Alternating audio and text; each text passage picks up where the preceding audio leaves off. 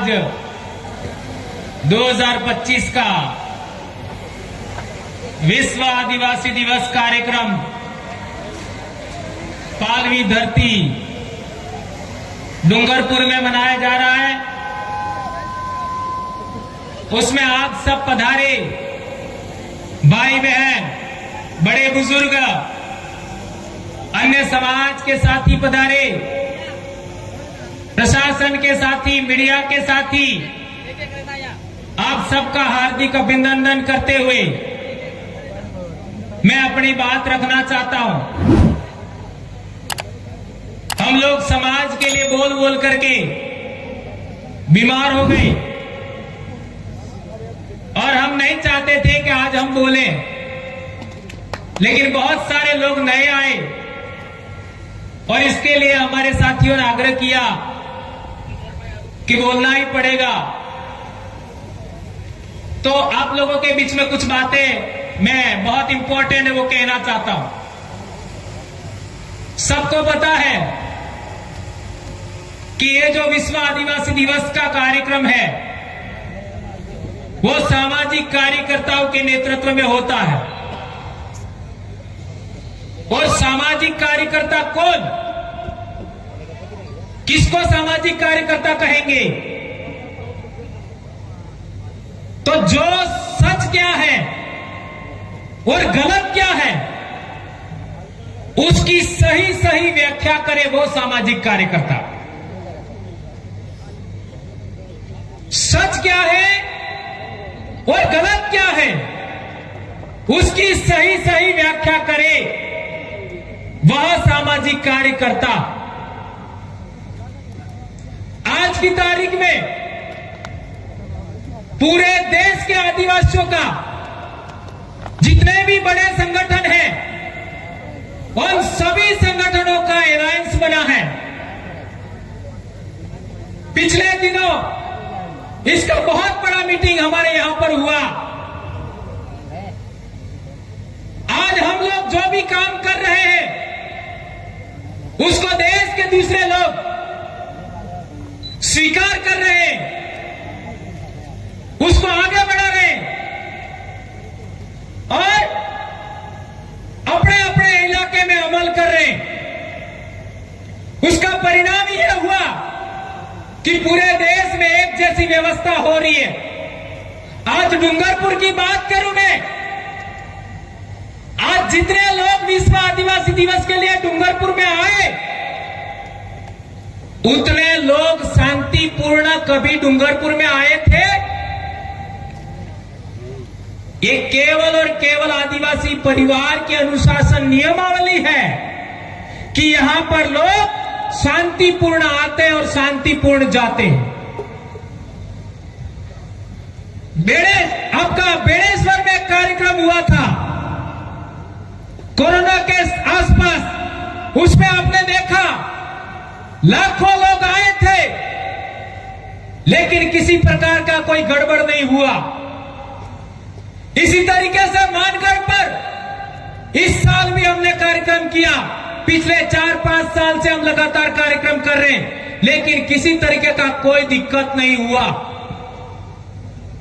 शांतिपूर्ण लोग आते हैं, शांतिपूर्ण जा रहे हैं।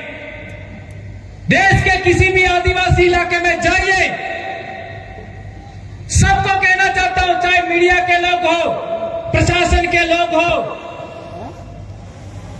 कहीं पर भी आदिवासियों का कार्यक्रम होता है, जिस तरीके के यहां के लोग शांति से बैठते हैं, शांति से सुनते हैं, किसी प्रकार का अव्यवस्था नहीं होता, ऐसा नायाब उदाहरण भारत के किसी भी कोने में नहीं मिलेगा। कुछ न कुछ उल्टा पुल्टा हो ही जाता है। और विशेषकर खान पान की बात करें, हमने हमारे लोगों को समझाया 300 साल का हमारे संतों का आंदोलन है। संत मावजी महाराज, संत सुरमाल खराड़ी महाराज, संत गोविंद गुरु महाराज, संत देवापुरी महाराज, संत गोविंद गुरु महाराज, संत कुरिया महाराज और आज तक जितने मेट कोटवाल का अधिपति हैं उन सबके आंदोलन का जो जो निचोड़ है कि हमारे समाज में दारू 100% बंद होना चाहिए। सभी संतों के आंदोलन का सबसे बड़ा मोटिव था कि आपका आदिवासी बेल्ट में दारू 100% बंद होना चाहिए। इस बात को आज तक आदिवासी परिवार के अलावा कौन बोल रहा है, बताओ मेरे को। क्या कोई बोल रहा है क्या? और कोई बोलता भी है तो सुनता नहीं है। आज देख लो, यहां पर लाखों लोग आए हुए हैं, लेकिन पिया हुआ कौन है, बताओ मेरे को, है क्या? इतना बड़ा बदलाव कैसे हुआ, यह सबको समझना पड़ेगा। हमने हमारे समाज को समझाया, युवाओं को समझाया कि हमारे संतों का हमारे इलाके में 300 साल का आंदोलन है, उसकी हमें इज्जत करनी है। आज इतना बड़ा बदलाव हो गया। 352 हमारी पंचायतें हैं डूंगरपुर में, और इस कार्यक्रम के लिए 292 पंचायतों ने पैसा दिया इस कार्यक्रम के लिए। क्या आज तक कोई मार के लिए कर पाया? यह सवाल है मेरा। 292, यह भी रात का आंकड़ा दे रहा हूं। इस कार्यक्रम के लिए 75 के करीब हमारे कर्मचारी साथियों ने पैसा दिया। क्या किसी संगठन को इतने सारे लोग पैसा देते हैं क्या?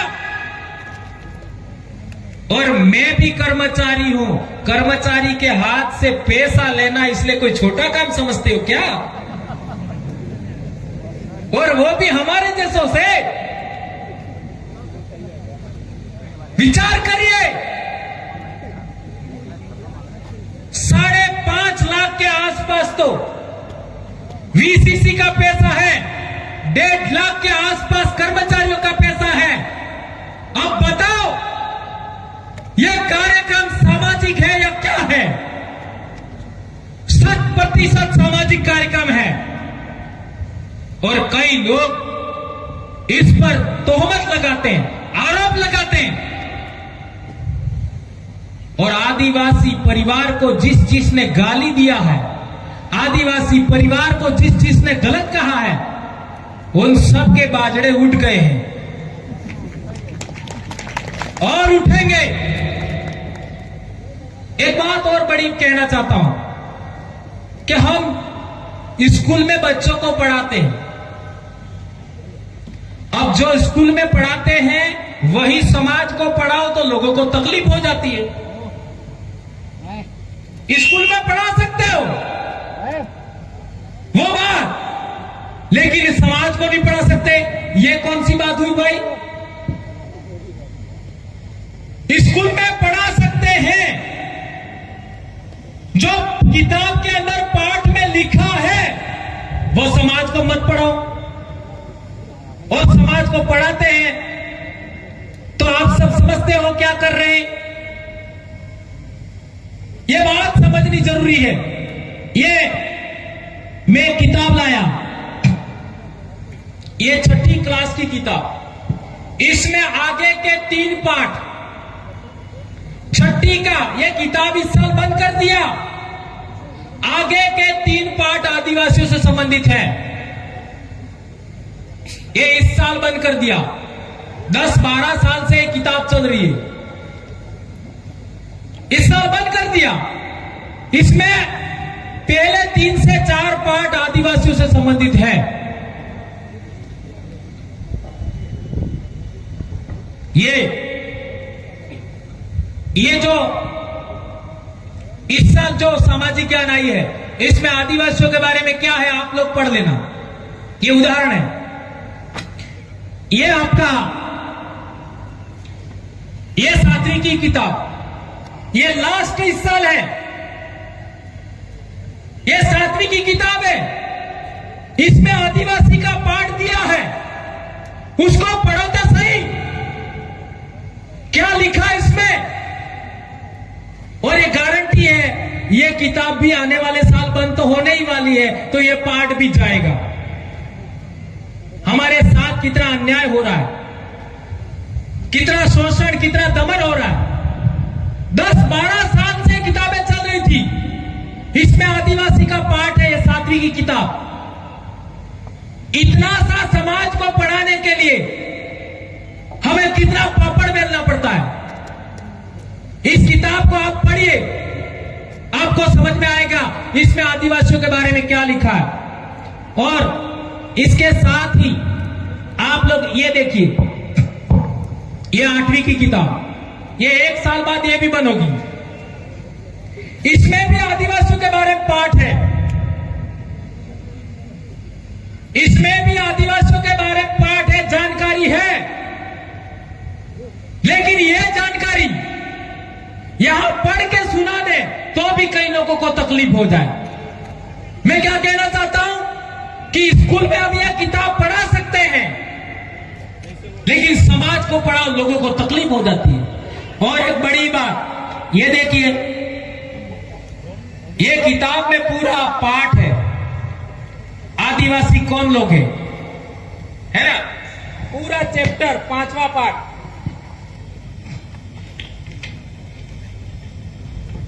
पूरा खोल के बताता हूं आपको।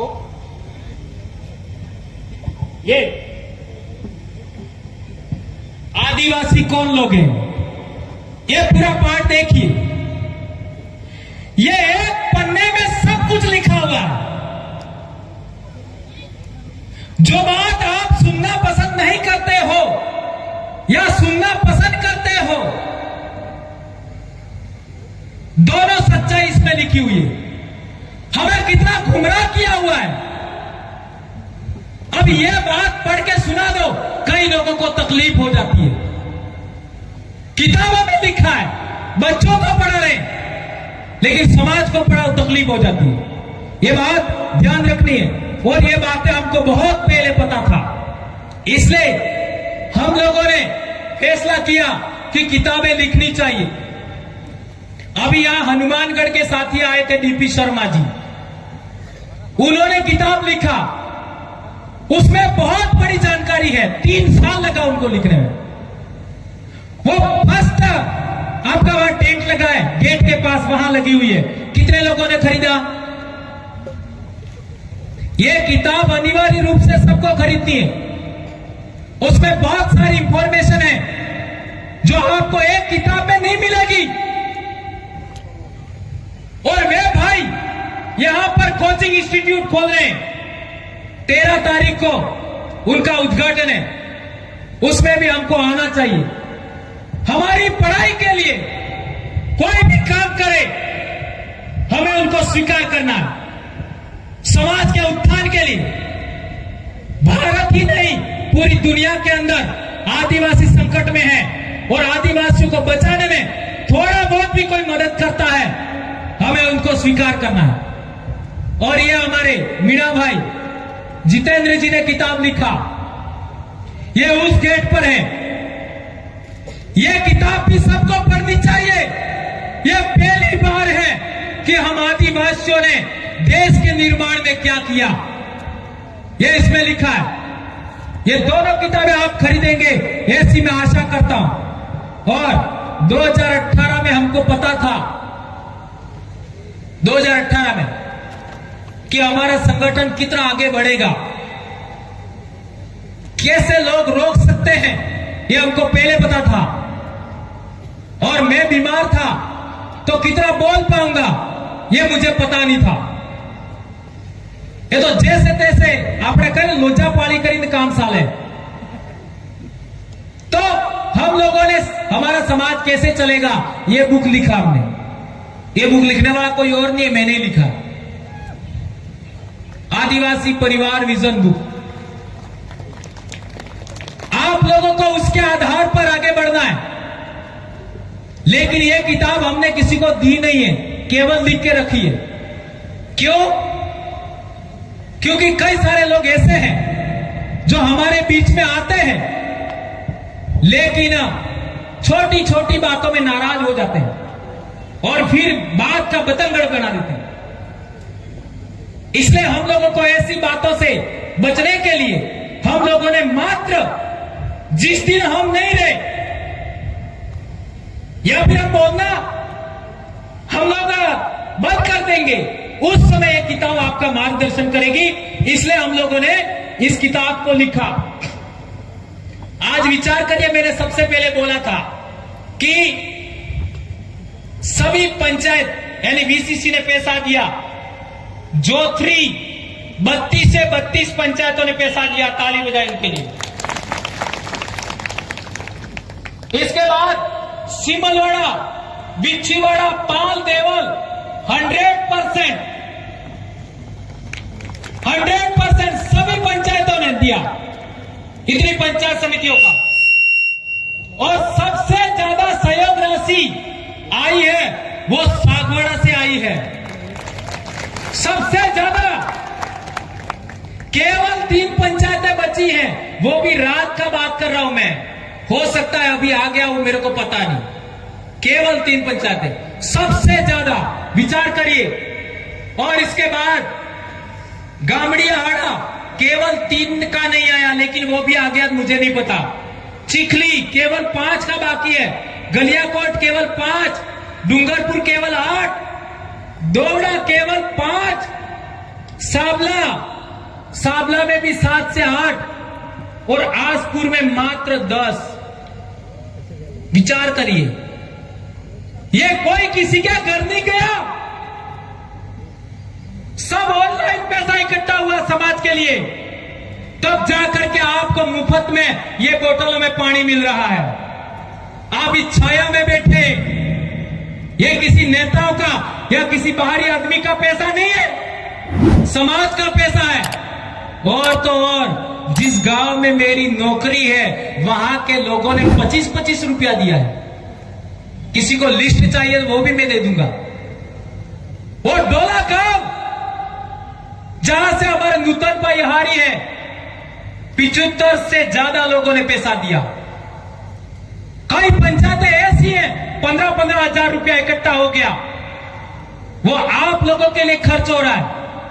हम लोग पूरा पंगा नहीं लिया, केवल 2 लिया और आपको लाने और ले जाने में खर्च कर रहे हैं। कितना बड़ा बात हो रहा है।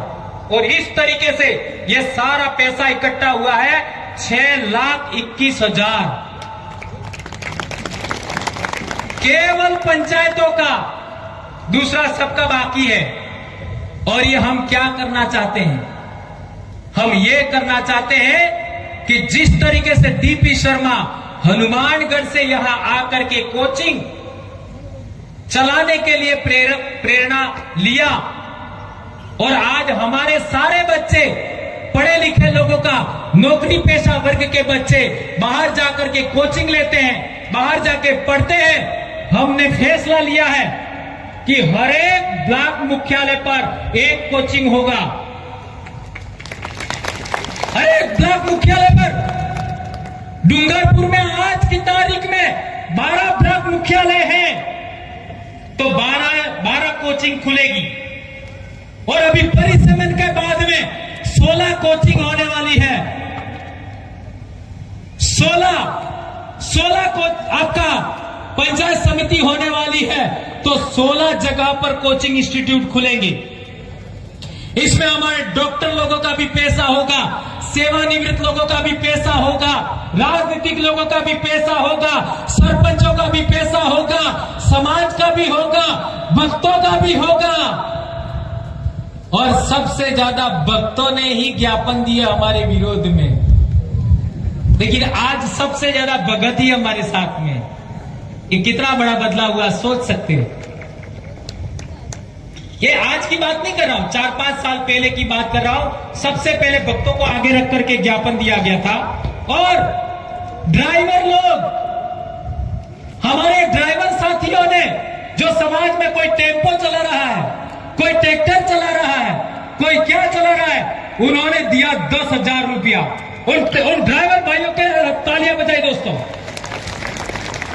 और जो लोग सोशल मीडिया पर काम करते हैं, कोई अहमदाबाद बैठा है, कोई सूरत बैठा है, कोई बॉम्बे बैठा है, उन लोगों ने भी 7,000 रुपया दिया है। ये कितनी बड़ी बात है दोस्तों। वो सभी गरीब बच्चे हैं। और हमारे 2-4 साथियों ने स्वेच्छा से 5-5 हजार दिया। उसमें 2 गलियाकोट के साथी हैं, एक हमारे जलंधर के साथी, एक बयोड़ा के साथी है, और एक आपका जो डीपी शर्मा जी है, उन्होंने भी 2100 रुपया दिया है। इसलिए दोस्तों, हम लोग समाज को आगे बढ़ाने के लिए बड़ा प्रयास कर रहे हैं कि हर कोचिंग, आपका हर ब्लॉक पर कोचिंग होना चाहिए। इसका हम लोग आगे बढ़ाना है। एक बहुत इंपॉर्टेंट बात, ये सारी बात तो ठीक है, होना चाहिए ऐसा तो सब कहते हैं, लेकिन क्या सभी लोगों को हम स्वीकार कर ले, या फिर हमारे कार्यकर्ता किसको बनना चाहिए, उसकी रिक्वायरमेंट क्या है?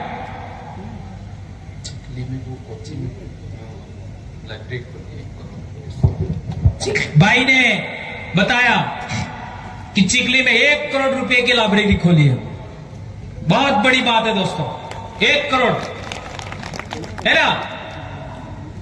आज एक बात क्लियर हो जाए, ये मैंने नहीं लिखा है, हमारे डीसीसी के सभी साथियों, मैंने जो बातें बोली वो पॉइंट सभी डीसीसी के आम सहमति से आए हैं, ये बात ध्यान रखिएगा। तो सभी लोगों की सहमति से ये नियम बने हैं और ये पॉइंट बने जिस पर मैं अपनी बात रख रहा हूं। ये किताबें भी, हम सब शिक्षक हैं और सभी स्कूलों में पढ़ा रहे हैं, और हम लोगों को रोका जाता है, इसलिए ये बताया। अब डीसीसी सदस्य कौन बन सकता है?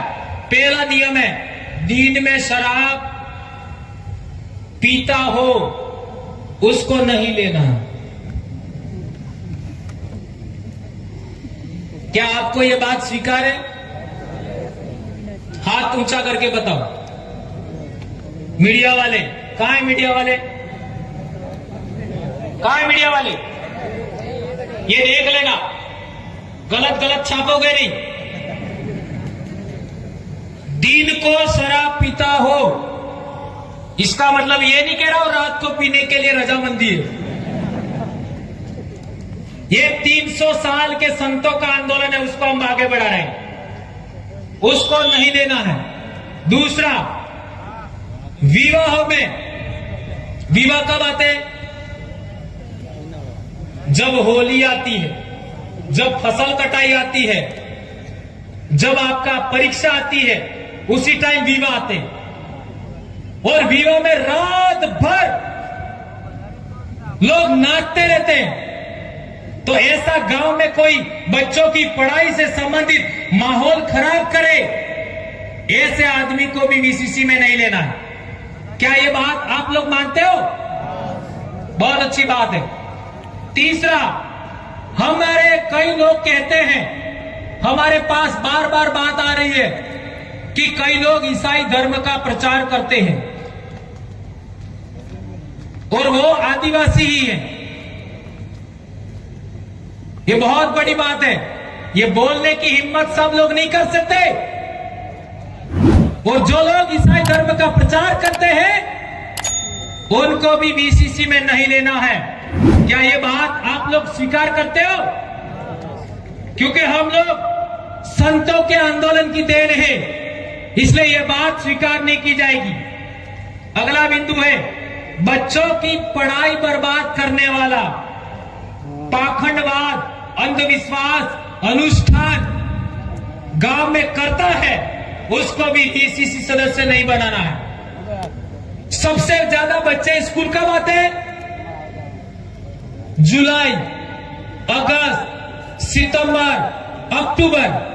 और इन 4 महीनों में जो पाखंड करता है, गांव में माहौल खराब करे, बच्चों की पढ़ाई बिगाड़े, उसको भी वीसीसी में शामिल नहीं करना है।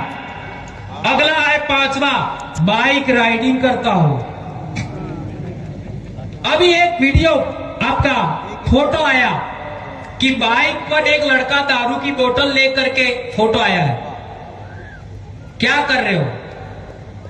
हमारी जिंदगियां बर्बाद हो गई।